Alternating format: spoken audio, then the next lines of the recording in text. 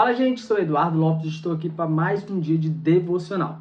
Gente, antes de iniciar esse vídeo, eu já queria pedir para você curtir, compartilhar, comentar e não esquecer de se inscrever no nosso canal, beleza? Isso é muito importante para que mais pessoas sejam atingidas com a palavra de Deus, beleza?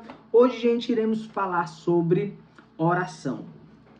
Separei aqui 3 versículos para a gente ter uma base bem bacana sobre o assunto de hoje, certo? Então a gente vai começar lá em Mateus 27:51. Mateus 27:51 fala assim: E eis que o véu do templo se rasgou em dois, de alto a baixo, e tremeu a terra, e fenderam-se as pedras. Gente, aqui basicamente está falando do momento em que Jesus morreu na cruz. Antigamente, você tinha um local específico para falar com Deus. A partir do momento da crucificação e morte de Jesus, a partir daquele momento ali, o véu se rasgou e aí se quebrou todo esses procedimentos que teria que ter sido feito para você entrar na presença de Deus.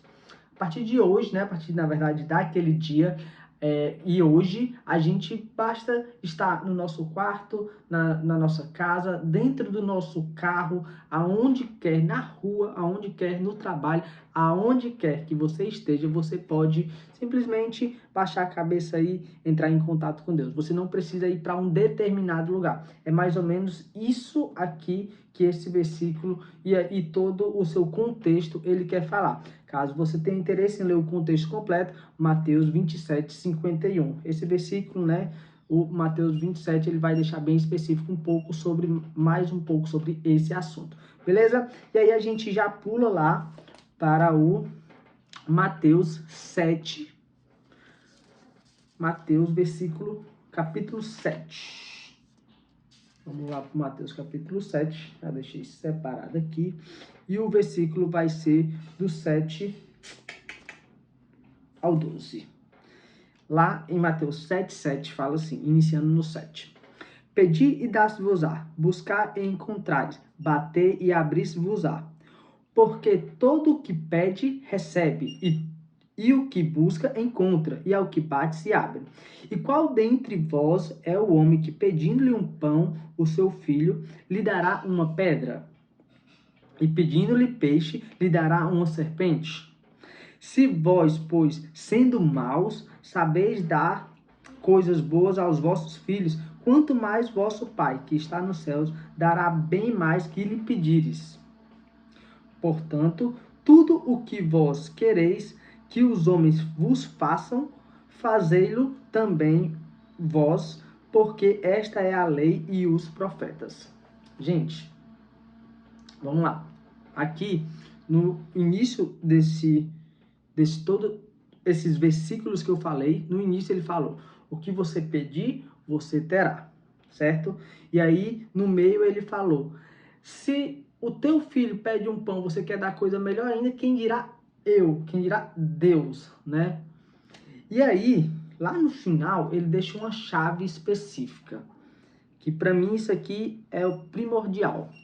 Ele fala assim: portanto, tudo que vós quereis que os homens façam, fazei-lo vós, porque esta é a lei que os profetas, é a lei e os profetas. Gente, aqui ele está falando, tudo o que você quer para si, você tem que fazer primeiro para os outros. É o que eu chamo aí de lei da semeadura, que eu chamo não, é o que é, na verdade, né? É a lei da semeadura, né, gente? Então, assim, não é só pedir. Ele diz, você tem que pedir, sim, porém, você também tem que fazer o que você deseja viver. Então, é aquele negócio, amar ao seu irmão como a ti mesmo. Eu costumo muito falar que toda vez que eu estou em dúvida se eu estou fazendo algo certo ou errado, eu penso com alguém, eu queria que aquela pessoa fizesse isso comigo. Se a resposta for não, eu não estou amando o meu irmão como a mim mesmo, né? E, gente, para finalizar aqui, o último versículo, ele aí já vai ser um pouquinho mais longe, já não está mais em Mateus, vai ser lá no final da Bíblia quase, é lá em Tiago 4:3. Esse versículo, ele é muito forte. Vamos lá. Tiago 4. versículo 3. E ele diz assim: pedis e não recebeis, porque pedis mal. Pedis para gastar em vossos deleites. Em outras versões fala em as suas próprias vontades. Gente, aqui para mim, aquele versículo lá em Mateus, que fala que é para você pedir, mas você precisa fazer para o outro, ele meio que complementa esse aqui. É engraçado como a Bíblia está Mateus escreveu lá no início da Bíblia e depois Tiago escreveu lá no final da Bíblia, e elas se complementam, né? É engraçado a Bíblia por isso, porque tudo bate. Se você parar para ver, tudo tem um contexto muito bacana. E aí ele fala assim: pedis para os seus próprios prazeres. Às vezes, costumamos pedir algo material, algo para a gente financeiramente poder viajar, para poder fazer alguma coisa. E em muitos dos casos, né, para aquilo enriquecer a nós mesmos, para a gente, para as pessoas olharem para nós: olha, esse cara é rico, olha como esse cara viaja, olha. E muitas vezes sim, é porque a gente gosta, porque a gente acha bacana e tal. Mas a Bíblia aqui fala que essa não é a forma correta da gente fazer. Um exemplo maior aqui que eu tiro sobre isso é a história de Ana. A história de Ana, ela pedia muito um filho, ela era estéril, né? E ela pedia muito um filho. E aí, certo dia, ela chegou para Deus e disse assim: Deus, se você me der um filho, eu entrego a você.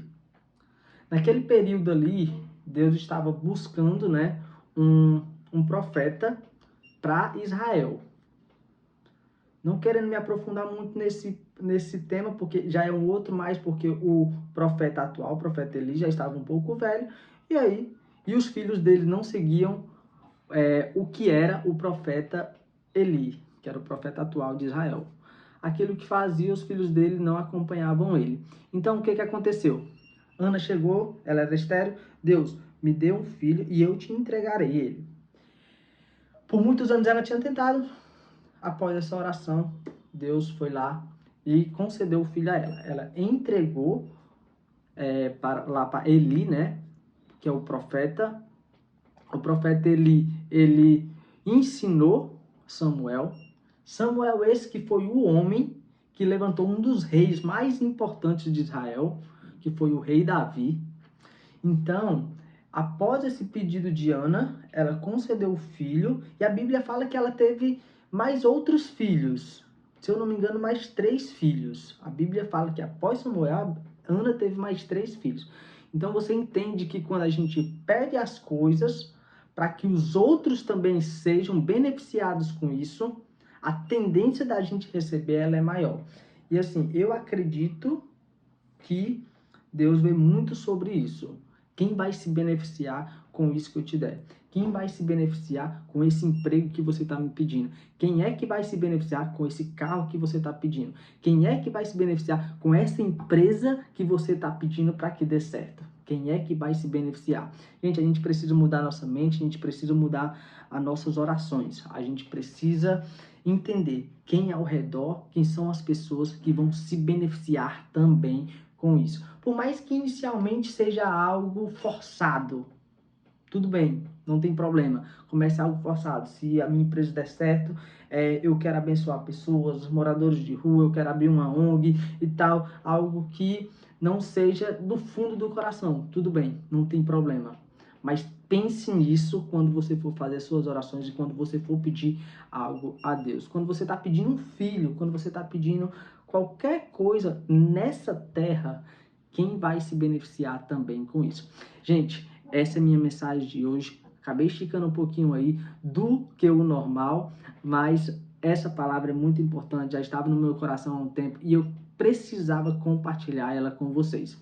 Então, vamos ser assertivos nas nossas orações. Vamos pedir da forma correta. E é isso aí, gente. Eu acredito muito que Deus vai nos abençoar quando nós também soubermos pedir da forma correta.